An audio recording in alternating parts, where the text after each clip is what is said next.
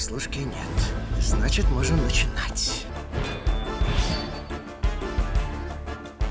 Война на Ближнем Востоке, Дмитрий, уже сколько дней? Больше месяца, по-моему, идет. Насколько отвлекает внимание на других конфликтов? Конечно, существенно. Для Соединенных Штатов Ближний Восток, Израиль – это принципиально важно. Это ключевой союзник. И поэтому, когда речь пошла об Израиле, конечно же, американцы тут же, ну не скажу забыли, они все помнят. Но отвлеклись от Китая, от Тайваня, отвлеклись в меньшей степени от Украины, просто потому что этот процесс идет. В Тайване-то войны нет, она только все им маячит, но, слава богу, появляется. А на Украине война есть, да? Военные действия идут. Поэтому совсем отвлечься американцы не могут. Но для них это очень важно, для британцев тоже. Эти две страны точно сейчас занялись именно Ближним Востоком. Недаром 4 авианосца оказались у берегов Израиля. Это очень много. Как я понимаю, половина авианосного флота Соединенных Штатов. Да. На Израиль одного авианосца хватит, еще очень много останется. Можно подумать, насколько серьезно сейчас. Да. Да просто довести их туда дорого. Это огромные деньги. Но американцы пошли на эти затраты. Потому что для них Израиль это ключево. Но быстрый исход не намечается никак, нет, Дмитрий? Явно, потому что, как мне кажется, что американцы и израильтяне не очень понимают, а какой он должен быть. Да, вот, арабы понимают, для них быстрый исход – это победа, это флаги, это независимая Палестина. Что они с ней делать будут, непонятно, потому что особых денег нет, сил нет, экономика, в общем, не очень. А где победа Израиля? Хорошо, они победят Хамас. Слава Богу для них. Дальше что будет? Они что будут делать с сектором Газа? Вот они уже несколько раз говорили, что мы его бросим. Что значит бросим? Он что, улетит на Луну? Он все равно будет здесь. Да? И жители в нем будут. Ничего там не изменится. Но только они уже будут отделены от Израиля. Это уже признание не победы, а поражения. Если, чтобы победить врага, вы строите стену вокруг него, вместо того, чтобы его победить. Я не призываю воевать, слава тебе, Господи. Если Нет, понятно. Надо согласовать, под чьим контролем. Так где его взять, этот контроль еще? Согласовать-то можно. Отдать контроль американцам, пусть они мучаются. Ну, А что? Блинкен вчера исключал ни Хамас, ни Израиль. Да. А устанавливать этот контроль как будут? С помощью каких сил? Что, вот действительно наземная операция – это очень большая сложность. Да? Ну хорошо, даже она пройдет, даже они победят. Наверное, победят израильтяне, их военно-технические возможности больше. А потом чего? Ну пройдет неделя, ну пройдет месяц. Не будет же Израиль всю свою армию там держать. Да? Они как раз говорят, а мы отделимся. Они не говорят, мы завоюем. Они говорят, а мы отделим. И чего ты будешь делать? От того, что ты отделишь, тебе это какая радость? Ты же будешь сидеть практически на бомбе, да, на пороховой бочке. Потому что уже независимый сектор Газа будет хулиганить еще больше. Где-то есть сходство с конфликтом Нагорного Карабаха.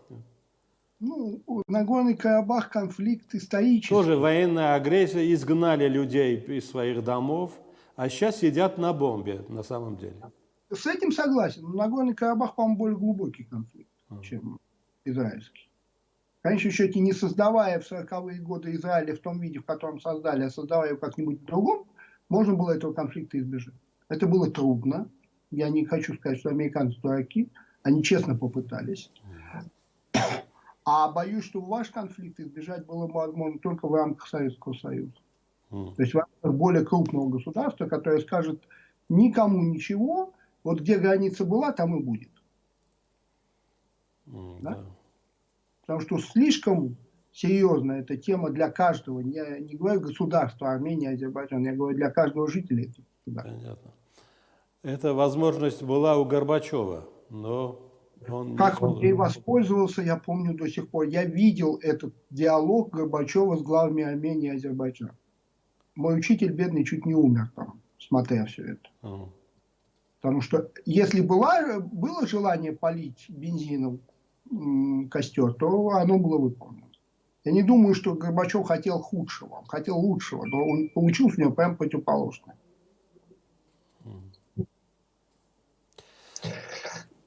Сегодня знатный день, кстати, Дмитрий. Сегодня 9 ноября, прошел 3-й год момента подписания трехстороннего договора, заявления вернее.